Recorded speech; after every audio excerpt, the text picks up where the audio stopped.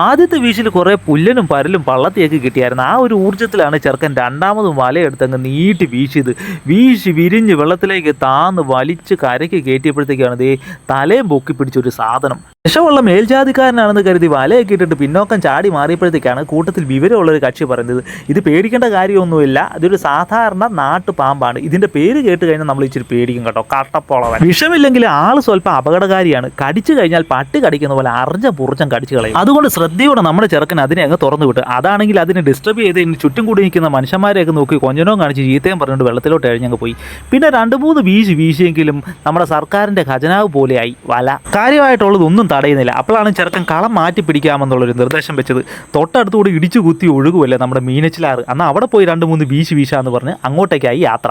മീനച്ചിലാറിൻ്റെ വിരുമാറിൽ നിന്ന് വീശി കിട്ടുന്നത് വാളയാണോ പുല്ലനാണോ അതോ നേരത്തെ കിട്ടിയതുപോലെ പാമ്പാണോ എന്നറിയാൻ വേണ്ടി ആകാംക്ഷയോട് ഉറ്റുനോക്കിയിരുന്നു അവനും ഞാനും.